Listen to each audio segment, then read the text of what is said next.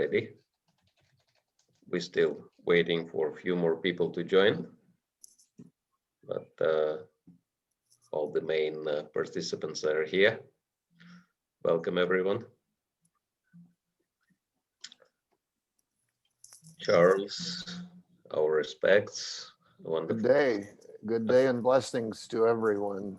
Om Shanti, Om Shanti. Hare Krishna, greetings of love. Thank you. Hi, Charles. Hello. Maria, it's a joy to see you. You look cold. So I suppose we'll start with a little introduction to the Institute for Applied Spiritual Technologies. It was created by a monk and a long-time spiritual practitioner in Bhakti tradition, whose name was Bhakti Tirtha Swami, also known as John Favors. And now the Institute has branches in a number of countries, and now the legacy of the Institute is rapidly growing as iFast international branch of the same institute, and it is developed by a professional doctor and inspirational leader, Malika Mala, who is also known as Marina Targakova, under the guidance of her guru, Chaitanya Chandra Charan Prabhu. So she is also present here. And so the Institute is teaching and promoting the importance of harmonious relationships, especially within families, which are the foundation of the entire society. So we wanted to say a few words about what are the spiritual technologies. They are synonymous to universal spiritual practices common to all the world's traditions, but we are using the term technologies to highlight the aspect of applying them outside of the religious context and use it to address variegated problems in the society, which are pretty numerous, as we know. So they cannot really result by material means, such as social or charitable activities, for a simple reason that consciousness is of problematic people remains the same. It doesn't change. But we know many examples how spiritual technologies or spiritual practices can have tremendous transformative effects on one's consciousness. And therefore, we want to encourage everyone to understand, apply, and popularize these technologies for everyone's benefit. So this is what the Institute is for. And we are hoping to hear a little more on the subject of community development, which is our today's topic. And maybe before we do that, we will request our moderator to show a short but very interesting video clip on what are the spiritual technologies and what is the main purpose of the spiritual technologies. So Kishore Irani, if we could have the clip, thank you.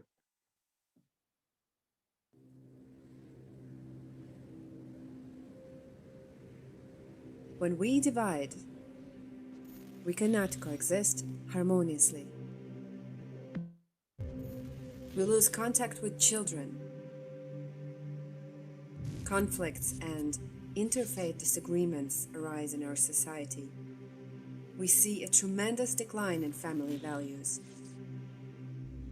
The younger generation is negatively affected.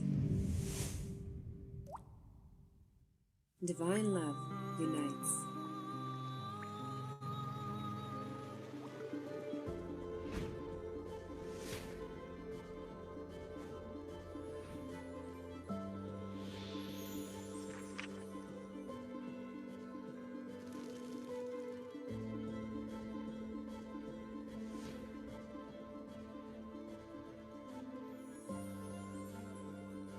applied spiritual technology leads to the divine love that unites. Harmonious communities are created. Education is targeted at the development of good qualities. We solve conflicts in a positive, peaceful way. Bridges between religious groups are built. Family institution is restored. Universal spiritual values are revived. Heal the divide with the divine.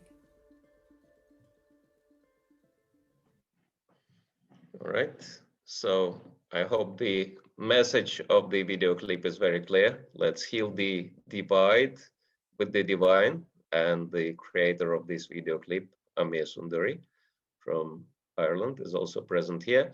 So today we are greatly honored by the presence of very prominent personalities who have been really instrumental in creating global community. And these personalities are first and foremost, of course, our beloved Bishop William Swing, the founder, and he kindly agreed to say a few words to bless us all. And also he agreed to stay with us to be one of the panelists on the discussions together with Charles Gibbs, Salim Mahe, and Parabhakti. And also, I think we have the very first director of IFAST, Braja Leela. And so after, we will request now Bishop Swing to say a few words to bless us, to start our gift, our global interfaith forum for transformation. Hopefully, we'll be exchanging many gifts of divine love with each other. And then we'll request Braja Leela to say a few words as well. So, okay, thank you. Thank you. Thank you for the honor of speaking today. And thank you for the questions that caused me to stop and think. First question, tell more about yourself and your experience in community building. My first experience was mobilizing a small congregation to buy prime land and build a new church. After that, I was involved in taking another congregation from 300 members to 1,500 members. After that, I created a capital development bank for Blacks and Hispanics. I started housing 40 homeless and ended up housing 1,600 homeless every night and providing meals for them. I was involved in building immigrant housing and an immigrant center. I took the lead in saving a hospital that was rupturing $25 million a year and ended up with a new hospital and an adjoining doctor's offices. I co-led a campaign to finish the campus of Grace Cathedral in San Francisco. I pioneered the first AIDS religious response around the world. And I did some other things in terms of community building. Today, I'm involved in community building with people around the world on the abolition of nuclear weapons. Number two, your experience in applying spiritual technologies, practices in your personal life, as well as community building. Early in my ordained ministry, I was invited to participate in the group of the National Training Laboratory for Applied Behavioral Sciences. So I participated in T groups, small group leadership training, organizational development, and a host of other spin-offs. For years, we examined the forces at work in all groups and the kind of interventions that move groups along or stifled growth. We practiced and we re-practiced. I came to understand a great deal about how, how groups function and my role as a facilitator and not just a leader. I could not have been as able in community building if I had not had this discipline. To me, it is a spiritual technology. As for spiritual practice, I belong to a worshiping congregation, sing hymns, read and meditate on Holy Scripture, receive the sacraments, and thus participate in spiritual community building. Personally, I say my prayers in the morning and spend extended time in meditations and waiting for the insight and leading of the Holy Spirit. Number 3, what is your biggest dream or vision for the ideal future in community building?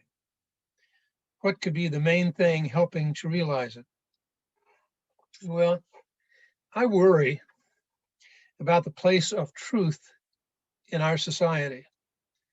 About half of our nation could be told a blatant lie, and they believe it or promote it and are willing to destroy our democracy to maintain the lie. I worry about colleges that esteem sciences, technology, and mathematics while undervaluing the humanities, creating a generation, quote from Oscar Wilde, which knows the price of everything and the value of nothing. I worry about our surveillance society that has ownership rights over our personal information and can give sanctuary to toxic conspiracies that foment to overthrow the highest values of our country. My ideal future is this: blessed are the poor in spirit, for theirs is the kingdom of heaven. Blessed are those who mourn, for they shall be comforted. Blessed are the meek, for they shall inherit the earth. Blessed are those who hunger and thirst after righteousness, for they shall be filled. Blessed are the merciful, for they shall receive mercy. Blessed are the pure in heart, for they shall see God. Blessed are the peacemakers, for they shall be called the children of God. Blessed are those who are persecuted for righteousness' sake, for theirs is the kingdom of heaven. Those people are out there, and they represent the best hope of the world. Thank you very much. Thank you very much, dear Bishop Swing. We really feel that you are the blessed person who is blessing all of us in our spiritual growth and practical success to assist you in realizing your dream. So we will continue with our panel discussion just in a minute, but we wanted to request the very first director of IFAST, Brajalila, to also address us and say a few words. So it's really wonderful to see you. Please unmute yourself and share a few thoughts with us. Here in America, it's morning. I'm sure we're global, so it's different times for everyone. And so whatever your time is, greetings. And I'm so honored and so privileged to be with all of you. It is a great privilege to be with dedicated people that are committed to helping humanity. And I'm personally grateful to Sagar Maharaj, Malika Mala, and the other organizers that have facilitated IFAST to make something like this that is so wonderful happen on our planet at this time. I'm also grateful to all the facilitators that are participating in this program. I'm very sad that I was not able to be more active. My schedule was such that somehow at this time, there were so many things on my plate, and I knew that I could support Sagar Maharaj and also Malika Mala by simply coming on for a few minutes today. So I'm really grateful. As far as the Institute for Applied Spiritual Technology, which I believe is facilitating this facilitating together with the United Religious Initiative, it's important I believe for me to just share a little bit of our background in how we're involved in assisting humanity. So the founder of the Institute, who was my mentor, my teacher, my guru, my guide, he, in 1986, understood internally, intuitively, and also from his teacher, he could understand that there was a great need, having just come back from Africa, where he had spent some years, myself also being in Africa, developing communities. He understood that in America, that was very much needed, especially in the urban communities. And so he committed his life because he left his body at a very young age while he was doing this work. And he was very much committed to developing harmonious relationships within the urban communities, starting out in Washington, D.C. During this period of time from 1986 until he left his body, until he died, left his body in 2005, he wrote 19 books on this topic that you are focusing on during this period of time. 19 books, and at least 5 of those books are committed, dedicated, fully elaborating the commitment to community development, building humanity, developing loving and caring relationships, developing trust in our communities, developing safety amongst each other, where we can interact with each other and feel safe. So he spent so much of his life doing this work. And I'm simply having the strong desire to carry this work on. As the Reverend William Swig, he has also committed his life in such a glorious way to serve humanity. And I believe everyone on this panel will contribute to this great cause of humanity today, because the fact is that love means action. And love means committing ourselves to helping each other to experience the glories of the Supreme Lord. Ultimately, that is all of our goal. And we may go about it in different ways. However, we all know that we're committed to the love of bringing each other together to serve and to be able to glorify the Lord in our lives. And so I thank you all so very much. You can find information from the Institute on btswami.com. We can give you all that information later if you would like, so you can become more aware of the Institute's activities internationally and also in America. Thank you so very much. Thank you. Thank you, Brother Lila. What you said is very much echoing the words of our Bishop Swing. We're all seeking harmony, and thank you for finding time despite of your busy schedule, not only with your spiritual, but also with your professional activities. As we know, you training government personnel around the world in the principles of resolving conflict, and busy with a lot of important activities. So, and plus having personal struggles with your health. So we wish you all the best, and thank you for your kind words. Thank you very much. And we have so many amazing personalities on this call. And actually, after the panel, discussion, after the sharing, we'll be going into smaller rooms and continuing personal sharing.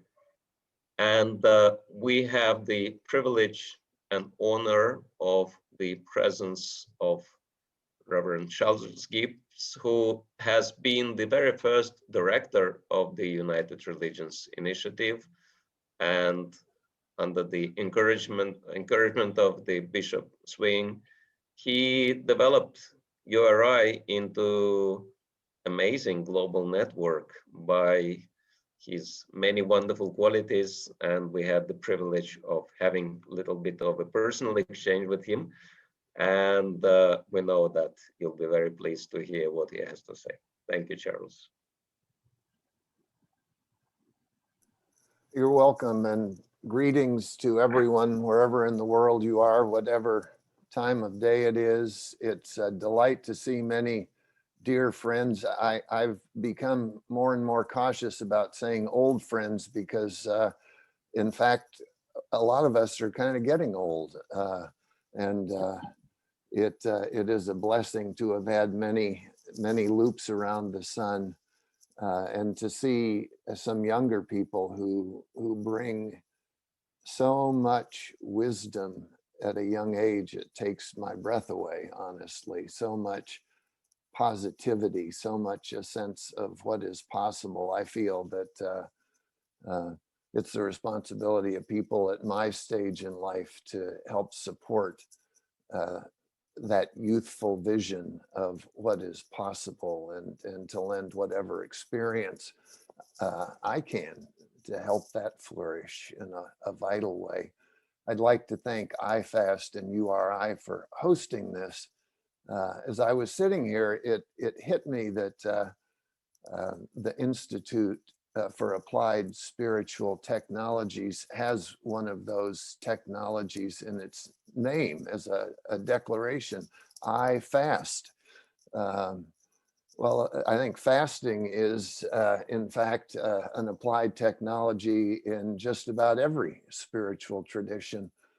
And I think it's a good question for us all to entertain. What are the things we need to fast from these days? And the other side of fasting, of course, is feasting.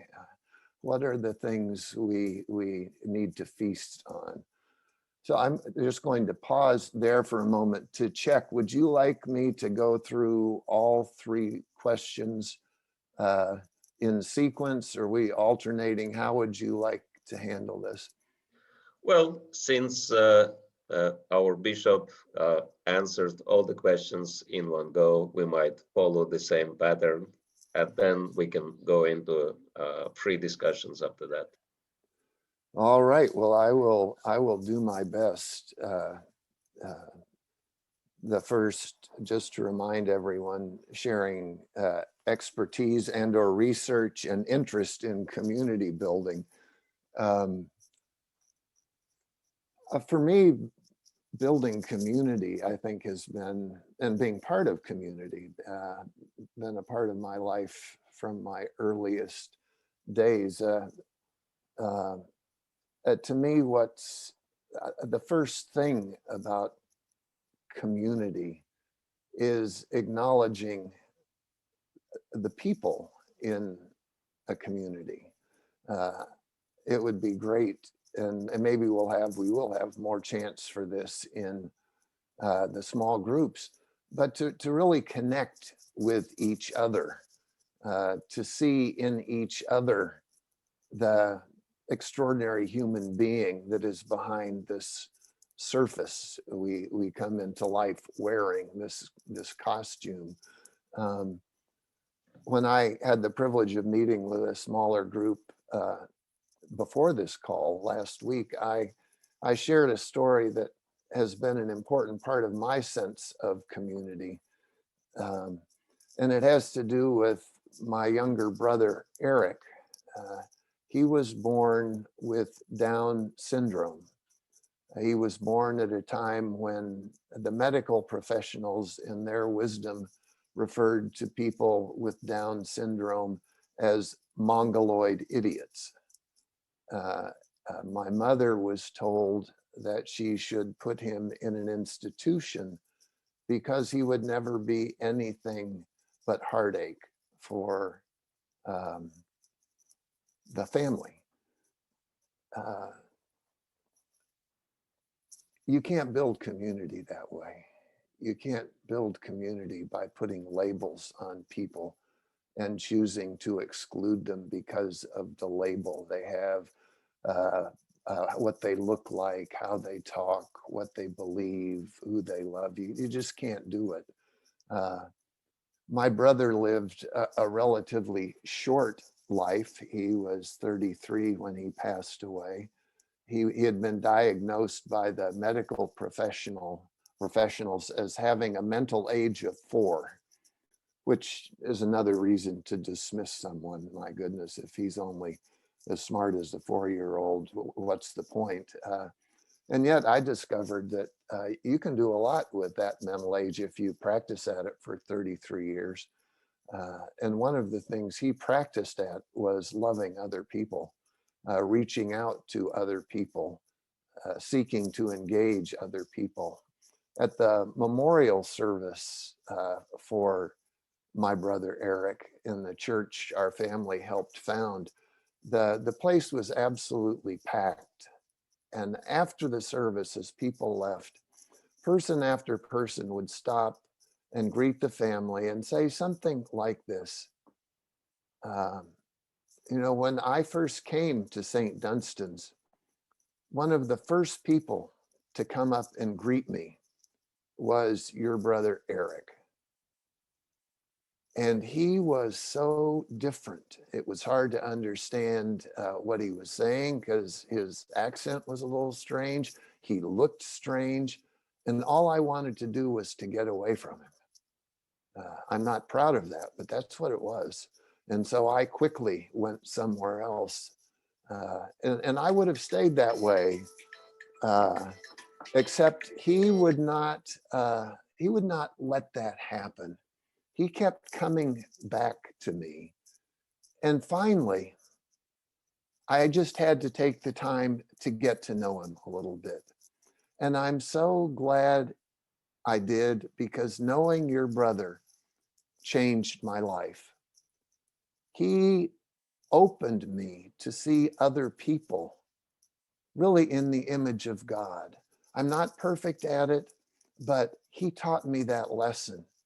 And I will say, on a personal level, my brother taught me perhaps the lesson that has guided me through my life in the deepest way, which is that there are no other people in this world.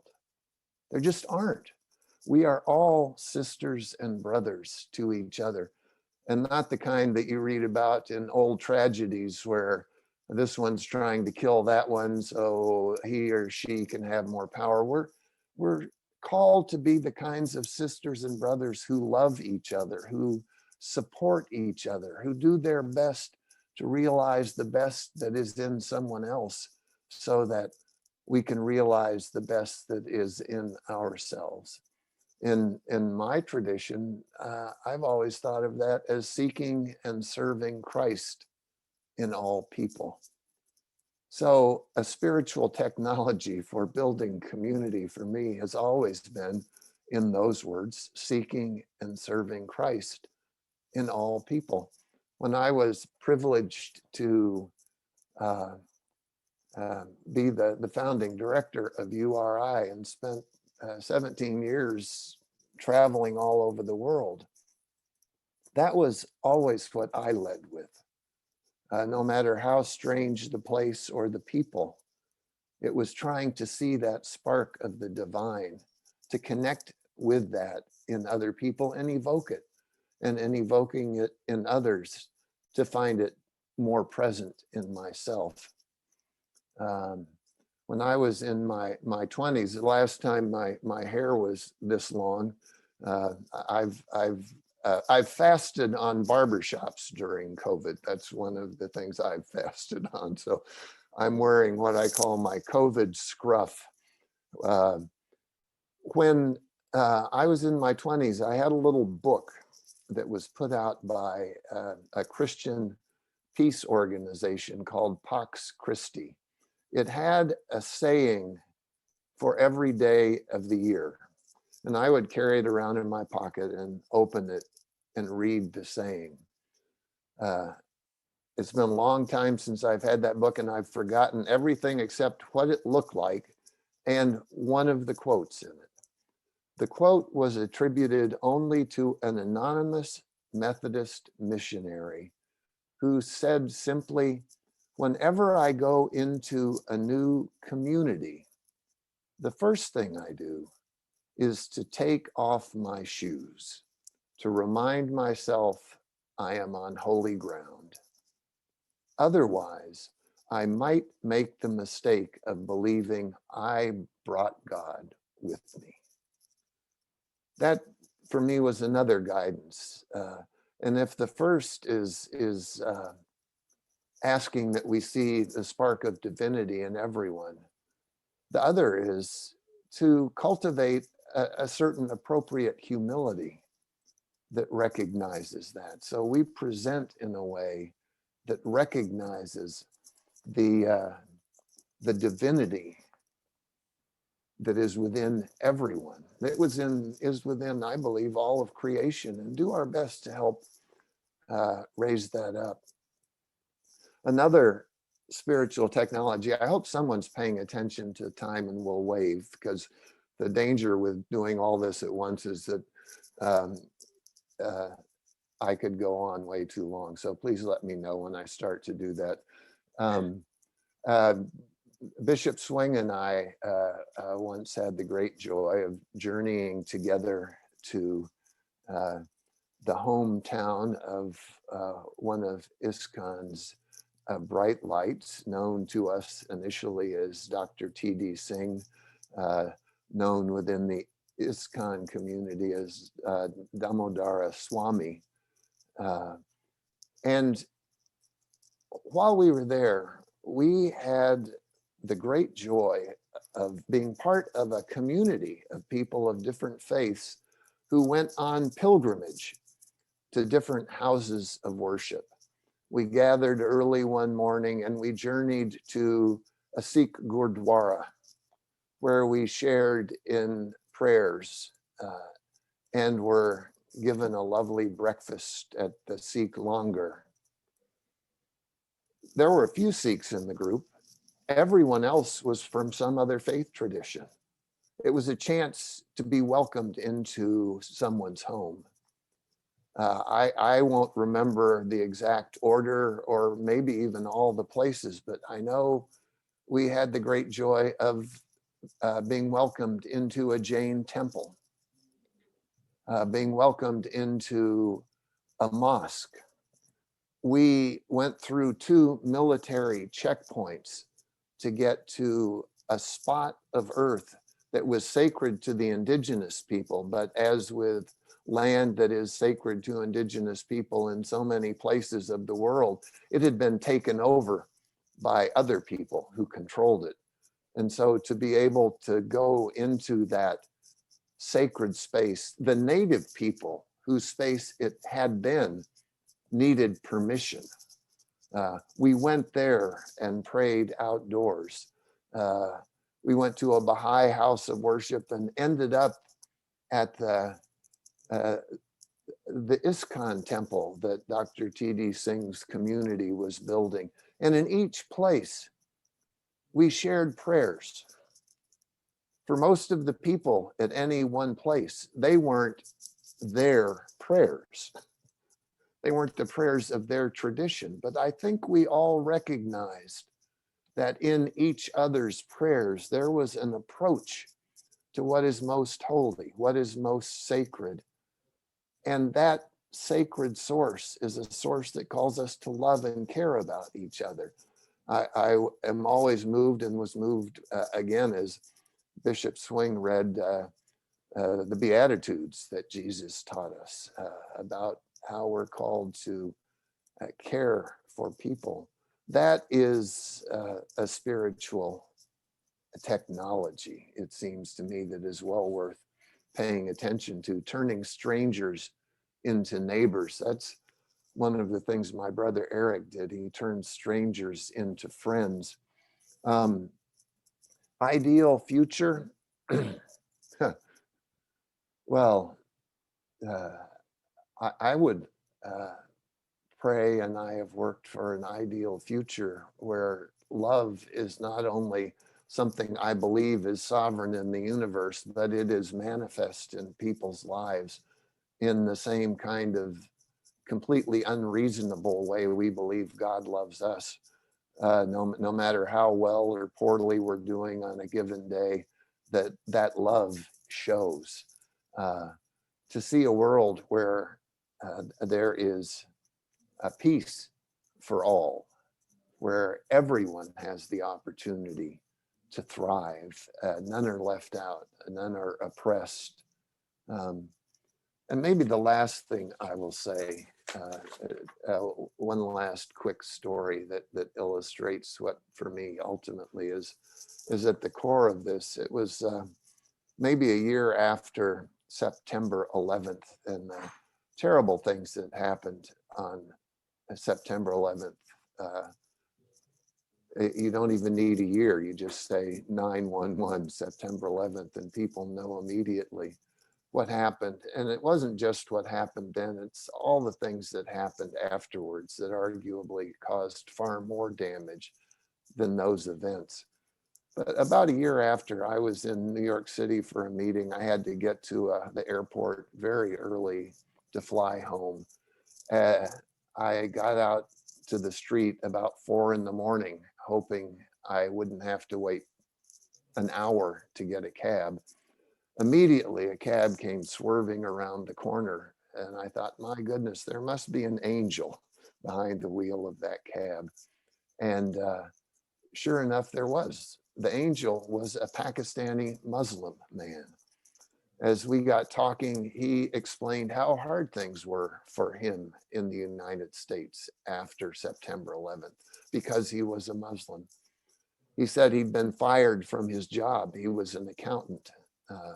And so now he was driving a cab. He'd sent his family back to Pakistan because he felt they were safer there than they were in the United States in the days after September 11th. And then he asked me what I did, and I explained as best I could the work of the United Religions Initiative, seeking to bring people of all faiths together to work for peace and the well-being of all people, peace, justice, and healing. And he said, that's so important. And I want to tell you that my whole life, although I've been proud to be a Pakistani, I have always felt before I was a Pakistani, I was a citizen of Earth. And I am a dedicated, faithful Muslim. I am nourished every day by the faith I have in Islam. And I've always felt before I was a Muslim, I was a child of God. I said to him, I can't tell you how many times I've said the same thing. Only instead of Pakistani, I've said American. Instead of Muslim, I've said Christian. For me, that ideal future is one where we all realize we are citizens of this earth together, this precious, precious earth. And that before anything else, we are all children of God, children of the same source. If we could embody that understanding, everything else would take care of itself. Thank you very much, dear Charles. It was really touching, not only my heart, but I'm sure everybody's hearts in here. And for us, leaders like yourself and our dear Bishop are really personified divine love, changing the world. And when you were sharing the story of your brother Eric, I just couldn't help but remember the quote from Mark 10:15. As Jesus says, truly I say to you, whoever does not receive the kingdom of God like a child will not enter in it at all. And so, yes, thank you very much for reminding us and showing how it works in real life, not just in the words of Jesus. Thank you. You're welcome. So now we have another very important and very powerful leader of the URI, who's been founding staff member of URI and who's been behind the community building for 20 years. And that is Sally Mahe. I hope I pronounce your name correctly, who holds 2 master's degree, both professional and spiritual. So she's, we cannot think of a better person to speak on the community development today, together with our bishop and Charles. And so we are very honored, Sally, if you could share with us a few words of wisdom, and if you could please also address those same questions. Thank you. Well, thank you. I am feeling very honored and very deeply touched, really, to be on this panel. And so thank you, Brother Sagar Swami, and wonderful to be with you, Rajali Lad. And I also want to say that I have been deeply moved by ISKCON, by my relationship also with Dr. T.D. Singh. His faithfulness and devotion as a human being really transformed my life early on. So again, it's a beautiful opportunity for me to give back to your community, the whole IFAST team. And so thank you very much for inviting me. And I also really liked your 3 questions. So the first, what's my interest in community building? And it made me think that for many years, maybe over 20 years ago, I had on my bedside table a little piece of paper, and it had my personal aspiration. And it said, I want to help organizations be birthplaces of a new humanity.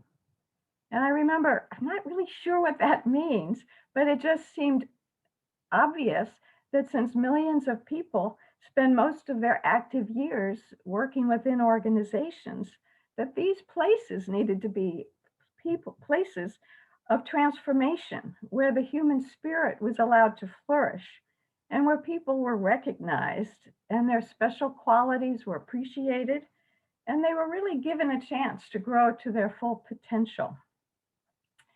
And so as the years went by and I continued working with URI, I began to realize that the visionary organization building that I was imagining, a better name for it was community building. What we were in fact doing in those throughout the URI expanse and through this very time is building community. And so many years ago, Charles and I did set out to write a book, and we quickly changed the title from Birth of a Global Organization to Birth of a Global Community. And again, we just knew as URI grew, what we were witnessing was a new kind of community. It was taking root and it was flourishing, and we didn't quite know how to understand it, but we knew it was becoming a global community. And right now I look back and think, wow, there's always going to be more questions than answers in terms of how to build an enduring community. But I wanted to offer 3 key ideas that became important to me over this time.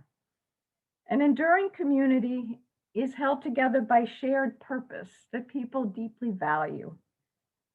In URI, we witness people from different religions, cultures, economic and education backgrounds, often crossing barriers of prejudice and hostility. And they came together because they were inspired by a common purpose. It's a powerful purpose. And so a purpose that helps people get out of bed in the morning. It's a purpose that they hold in common, but that they can also make their own. They can carry it out in their own way. It's a powerful center, it's a powerful glue to hold community together, a deeply held shared purpose. The second is enduring community is fed by friendships, by trustworthy relationships. Again, it was a practice in URI that at big and small gatherings, we regularly set aside speeches and invited people to get to know one another using appreciative interviews. An appreciative interview is a process that draws out the best of people's experiences.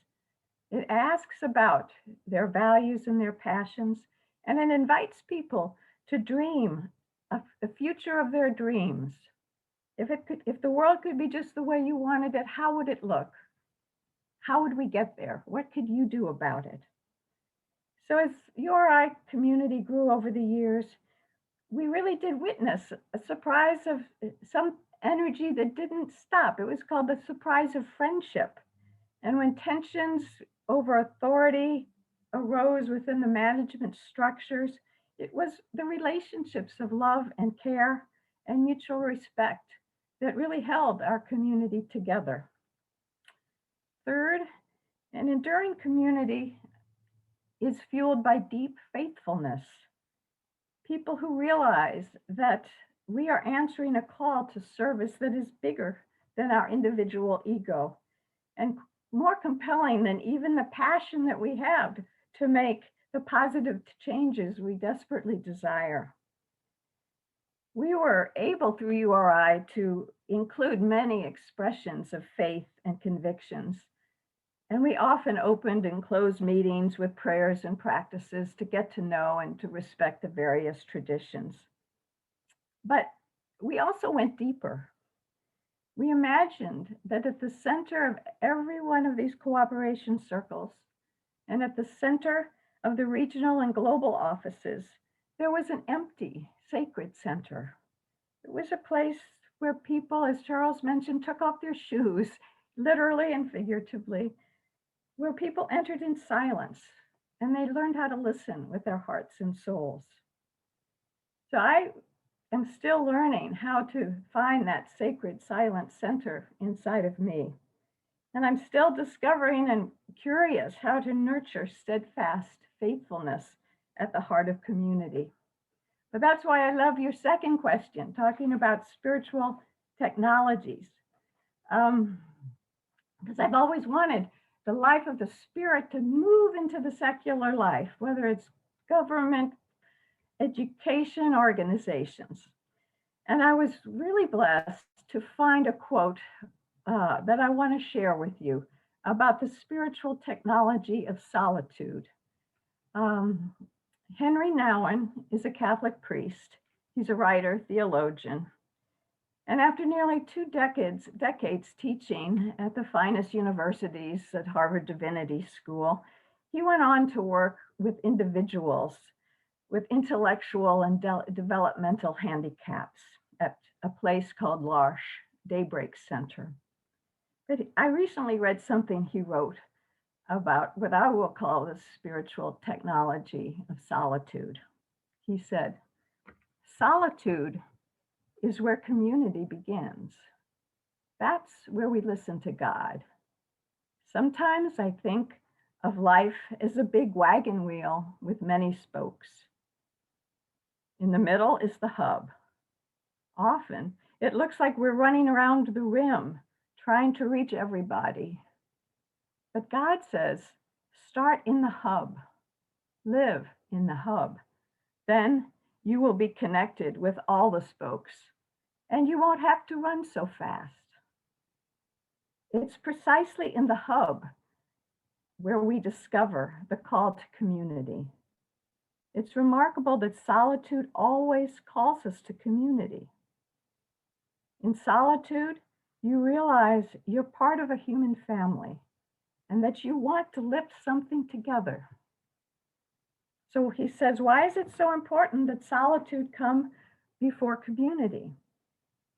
If we don't know that we are beloved sons and daughters of God, we're going to expect someone in the community to make us feel that way. They cannot. We'll expect someone to give us that perfect, unconditional love.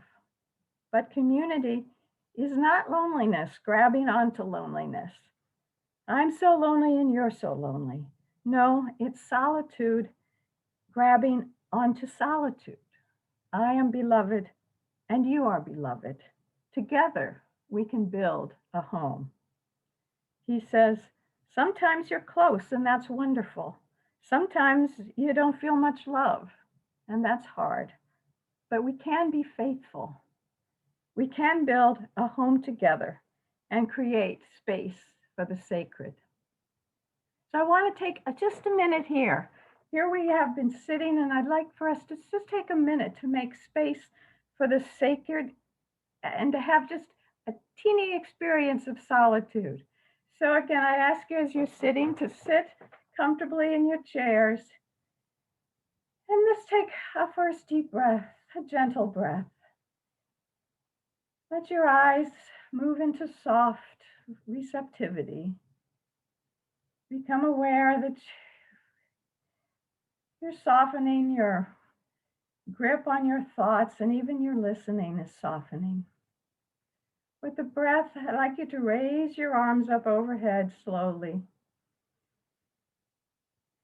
And take a breath in. And as you release your arms down, release your breath very gently.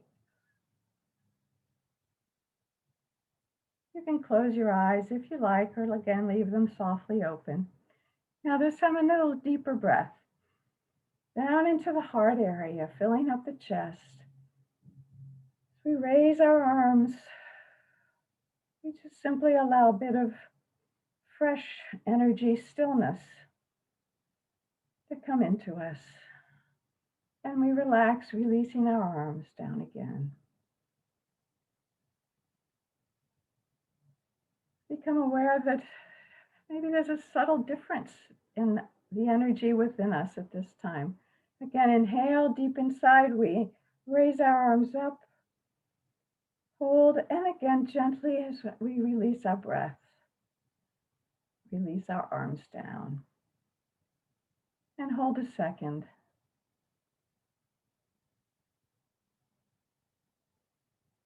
Feeling a shift, feeling a spaciousness, feeling a sacred center, our own place of connection with the divine, deep within us, and we're grateful. Thank you.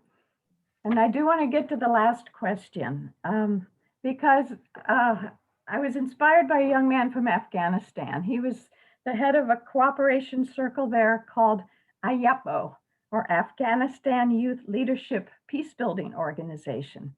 His name is Ahmad Shah, and he educates young adults to help them expand their identities beyond their tribal ethnicities. He wants to help them get to know their fellow Afghans and expand their identities to see themselves as equal contributors to their country and as members of a global community. And he told me, when people see they are not limited to one place or one culture, they find a bigger identity and the world gets closer. When we feel ourselves part of something bigger, we find belongingness. So I agree. And my vision for an ideal future is what I'm already seeing, really, that people around the world are moving beyond their local identity boundaries, and they're discovering what it means to be part of something bigger. I see waves of people, especially young people, crossing cultural boundaries, making new friends and allies, and together looking towards achieving unlimited possibilities. So a global crisis, the crises are everywhere. They're close to home and collectively across the globe. So it is time we ask ourselves, what is our part? How do we become part of something bigger? How do we begin to count ourselves as members of a global community? And I think these are questions that each of us answer for ourselves. But here are just a few simple beginnings. Practice solitude. Invite inner peace within yourselves, within ourself, myself too. Take small steps. Know that small steps ripple. See a need. Take a stand. Lend a hand. Give smiles and kindness. They're contagious. Make an effort to reach out and connect and find ways to help people. And look for boundaries and transform boundaries. The very idea of boundaries is changing. Rather than being a self-protective identity walls that hold us in, boundaries can be places of meeting and exchange, vitality, and new ways of going about the business of being a human being. They're life-giving places where diverse people connect and cooperate, and where I believe a new humanity is being born. A woman who I respect, who's a consultant in corporate organizational development, her name's Meg Wheatley, she said, "Our great task is to rethink our understanding of community so that we can move from the closed protectionism of current forms to an openness and an embrace of a planetary community." So thank you, and I'm honored to be part of this moment of planetary community building. Thank you very much, dear Sally. It's a real honor to listen your sharing. Now we know that how you are so successful with your support, because your intelligence is brilliant and you have really big heart. And thanks for engaging us. I was thinking this is such a typical spiritual practice for us in Bhakti to raise our hands when we glorify the Lord. And so thanks for engaging all of us in opening our hearts. And last but not the least, we wanted to ask Parabhakti, who's been the leader of one of the largest spiritual communities in Italy and who started 2 environmental communities in his country. And actually his very name in Sanskrit means topmost divine love, Parabhakti. So he's another brilliant specialist and community builder. So we are very honored. Please, Parabhakti, share a few words with us. Thank you very much, Sagar Swami. Thank you to all the organizers, and thank you to all of you to take your time to be present to this wonderful event. So on my back, you can see the place where I stay. And I'm living near Florence in Italy. And it's interesting because this place is where the Renaissance started with Leonardo da Vinci and all these people. So we have the fortune also to stay here.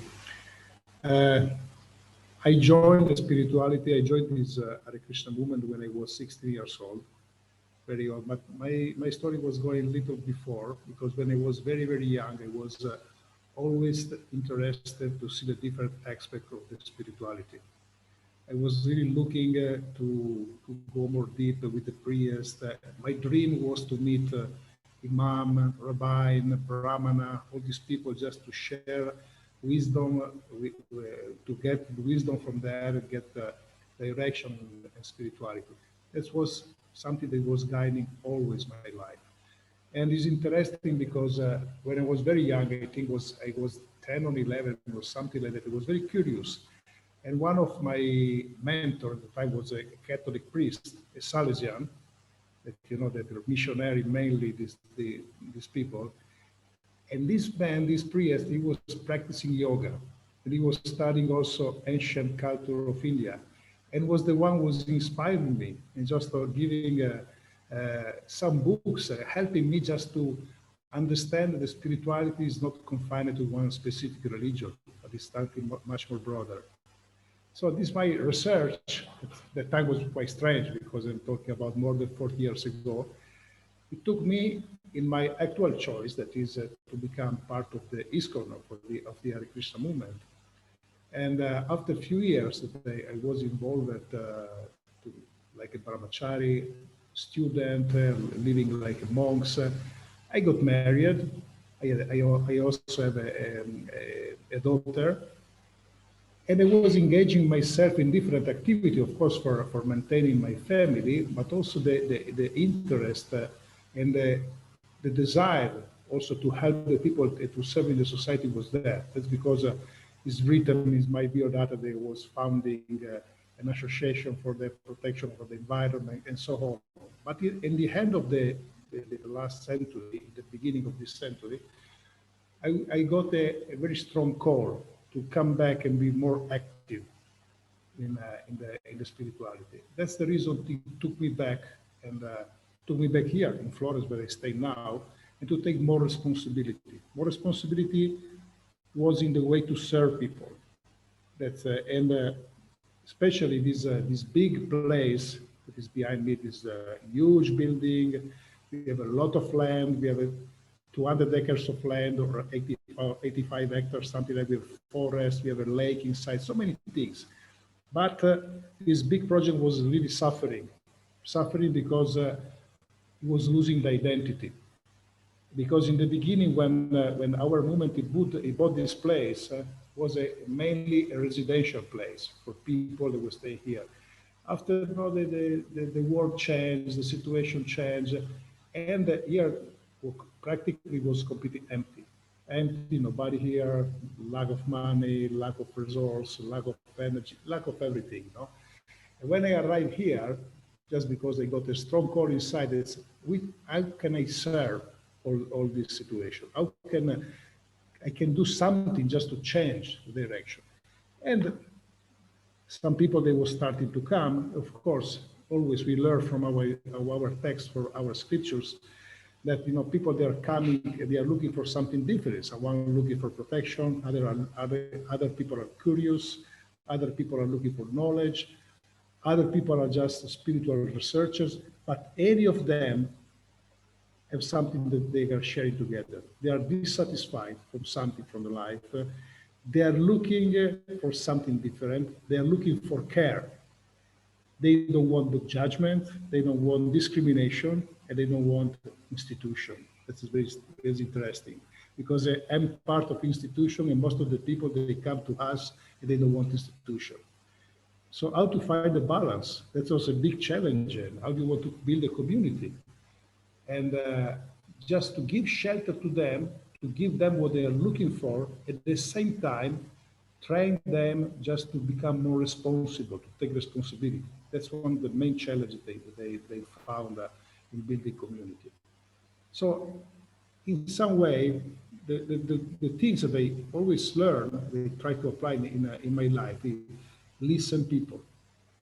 Before speaking, listen people, because they are really looking for something different. If they come to you, because especially because you are practicing some spiritual values, you have something different in your life, they want to add also to their life, but at the same time, they don't want to change too much. So also, I try to find the identity of this place, how to apply the spirituality, and making a place where the people, they can come, where they are not feeling judged by nothing, and they can start to practicing despite the religion that they have, or maybe even if they don't have religion, doesn't matter. Just come here and share what you want to do, and just add in your life some spiritual value. That was the main challenge. And also our center, of course, the heart of everything is the Vaishnava tradition that we are following. We have a temple, we have a big altar, we have our practices every morning, very, very early in the morning, but all the rest of the day, we are just looking for people. And looking for people means that you don't have to try to convert the people, try to impose what is your choice of life, but just be inclusive with them. That's very, very important. And in that way, we started to organize different retreat, conference, meeting, and so on. And it was very interesting that after organizing, of course, a meeting about social things, about ethics, and so on, I remember a few years ago, I asked to all the religious leaders that we are really cooperating at various levels, why we don't organize a meeting and sharing in which way we love God. And the first response that the leader, the religious leader, gave to me is, "Oh, this is really not of interest of no one. Maybe we have to go to search for something indirect topics, no, just to try to unite the people." But the response of the people was very high. We put hundreds of people together, and we just was asking to the people to share the way they are loving God. It was not just a way trying to find to harmonizing the difference, but it was a way to listen from a variety of proposal of way to love God. And they found in this way some wonderful way that we call bhakti. Bhakti is just the expression of love that we have for God and for the rest of humanity. That was really, really significant to me and to all the others. So I learned how a Muslim or a Christian or a Baha'i or whatever, even the Buddhists, they are not really looking for God. They have, you can relate with them with other level, but not really on God, because most of them they don't believe. And everyone shared love. So, and we found that the love is something that is really uniting for all of us, because everyone is participating to meeting, conference, we go in front of the camera with the government and so on. But the real interfaith dialogue, I mean, the people is sharing love. And from this basis of love, you can build whatever you want. And what to think about the future. I just was sharing what I'm doing now with a professor, he's a priest from the Catholic Church. We are working together to try to give this, to share the spiritual value with his student, because he's teaching in the school. I think that he have like 10 or 12 classes different. And it's interesting because together we try to understand in which way we can help the people, in which way we can serve the people. And when you go to the young guys, sometimes it's not so easy because of course nowadays everything is online. You cannot meet the people, but also to get the attention of these guys is very difficult. So what we start to do, we start to create a pillow, very little video, about 2 minutes. In the beginning, we were thinking just to make it more longer, but after say, no, we want to serve them. We don't want to impose that. So it is interesting because the attention of these guys rise up and they are looking for spirituality. First of all, it's not just to talking about Hare Krishna or Christian or Muslim or whatever he is. They are looking for a value that can unite everyone. And from that level, we can deal with the society. Because nowadays it's becoming very, very complicated. You know that if you have an enemy, it's not someone is different from us in expressing their religion or whatever they are believing in, but it's the people they are completely indifferent from the value of the spirituality. So just to raise up the interest of the people, to help them and serve, to me is the key. So I can see the future.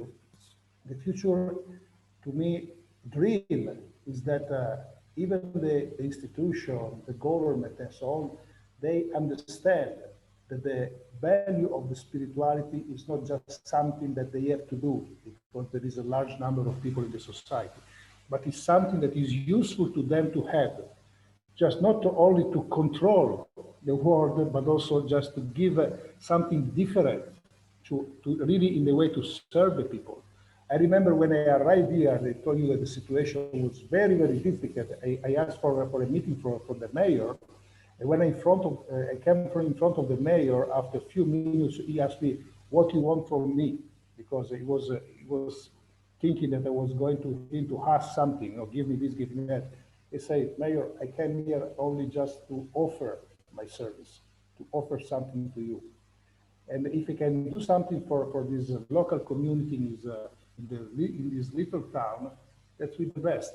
And he told me, "But you have a lot of problems." I know. You have a lack of money, you have a lack of that. He say, "Okay, that's another problem. If you can want to help, I try. I like to offer my help to you. If you like to offer my help to me, okay, we can do something for each other."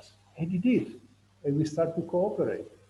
And now we are a good friend, and also the tradition is continuing with the other major, because they understood that a place where the value of the spirituality are practicing and also where the people, they can find satisfaction in something different, is also beneficial for the society.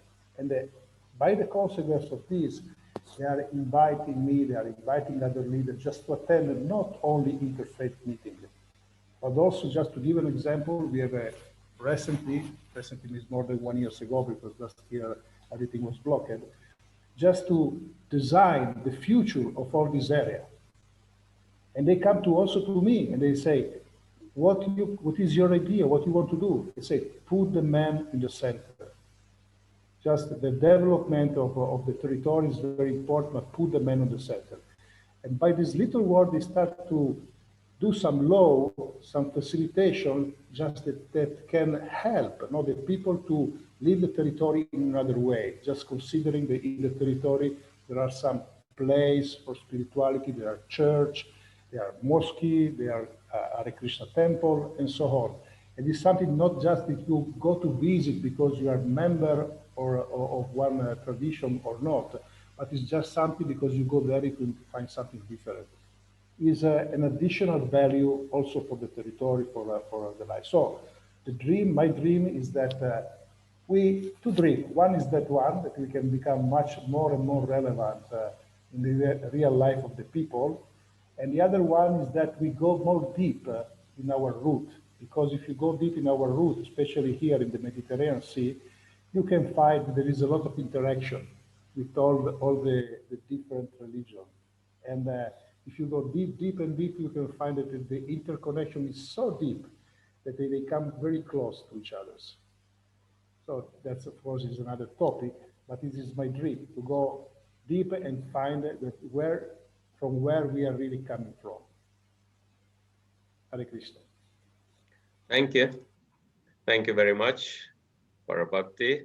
We can see that Italian nature is very personal, so he's the best person to help with the community building.